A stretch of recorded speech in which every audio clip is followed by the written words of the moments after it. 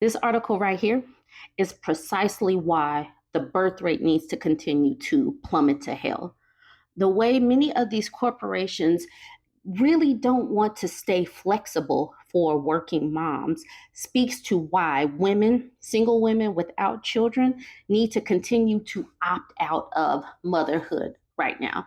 Because where we stand right now, people need to be able to work. And having the flexibility to be able to get your work done and have the flexibility to still be able to handle home life has helped working moms. And many of these companies, not just Amazon, want to strip that away for some reason. They really want to get women into the office, but then that jacks up the home life. They're like, figure it out. So let's talk about this. This article came out last week. Amazon's RTO means return to office. Amazon's RTO mandate leaves working moms behind. The end of flex. On Monday, that was last Monday, Amazon CEO Andy Jassy announced that employees would be mandated to return to the office 5 days a week. Before the pandemic, it was not a given that folks could work remotely 2 days a week, and that will also be true moving forward. Jassy wrote in a memo to employees titled "Strengthening Our Culture in Teams." Jassy acknowledged that some of our teammates may have set up their personal lives in such a way that returning to the office consistently 5 days per week will require some adjustments. But nonetheless, 5 days is the new expectation come the new year. It didn't go over well. After the news broke, several Amazon employees told Fortune's Jason Del Rey that they believe the new mandate actively runs counter to the company's purported people first mission. It also is likely to create an instant hemorrhage of top talent fleeing the tech giant for employers more amiable to flexibility and choice, workplace experts say. Some hard charging companies may be tempted to copy Amazon's moves, given that it's one of the largest private sector employers in the world and the second largest in the US, Del Rey wrote. On the other hand, competitors could seize on the mandate to attract talented Amazon workers looking for more flexible hours. Employees pointed out that this mandate is harsher than prior to the pandemic. Please do note that this is, in a lot of cases, significantly more strict and out of its mind than many teams operated under pre-COVID, one Amazon employee wrote in an internal Slack channel, per a Business Insider report. I'm interested in working for a living, not live action role playing and virtue signaling, an Amazon Web Servicer engineer wrote on LinkedIn, donning an hashtag open to work halo around his profile picture.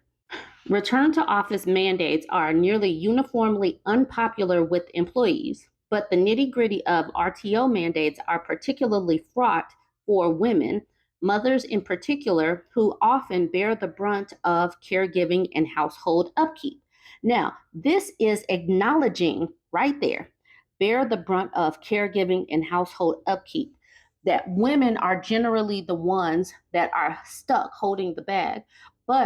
But being able to work from home has allowed women to juggle all of that and still keep money coming in. And they want to take that away in many cases. That is the reason why I keep saying that the birth rate needs to plummet to hell. These legislatures are not in alignment with these corporations that simply do not want to make things easy for women to work and be a mom. Like, why are they doing this? Nearly two-thirds of C-suite leaders whose companies have mandated an office return say the policy has led to a disproportionate number of women who quit, as Kelly Monahan, who directs research at freelancing platform Upwork, told Fortune over the summer. There's not even an upside for the boss. More than half of executives told Upwork that losing female employees ended up tanking company productivity, the very thing the mandates are supposedly designed to boost. Because women bring awesomeness to the job.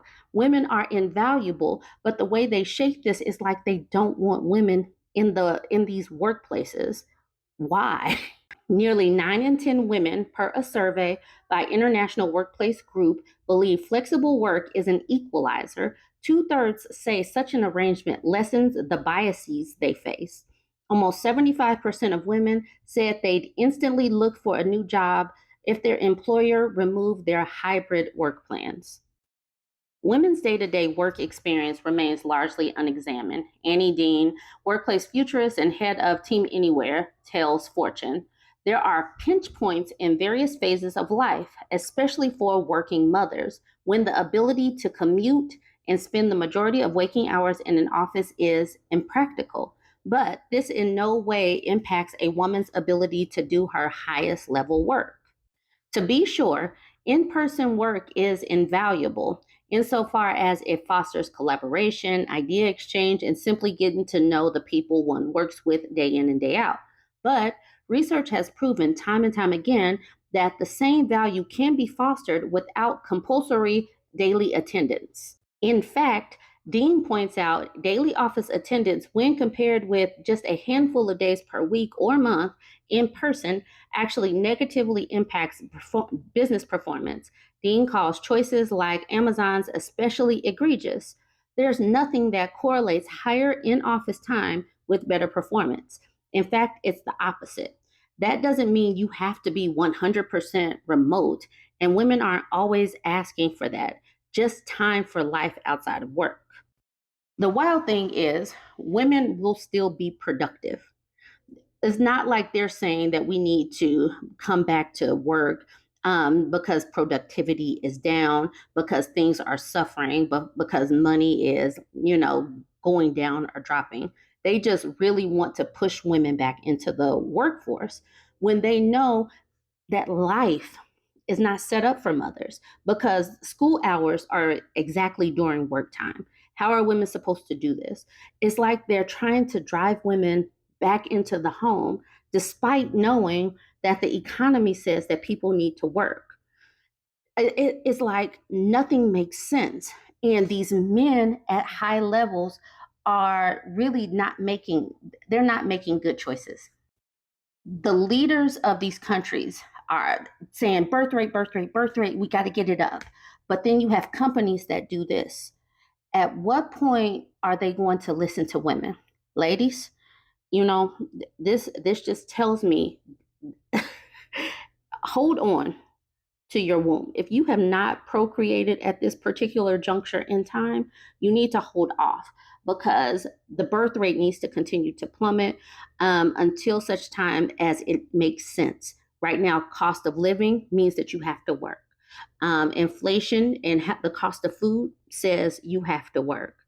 And if these people really want you to be a mom and work, then it's not going to work out.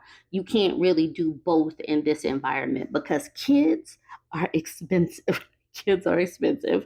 Living on your own is expensive these days, and they don't deserve babies right now. They don't. Anyways, join the conversation. Let me know what you think about this. Don't forget to like, comment, and share.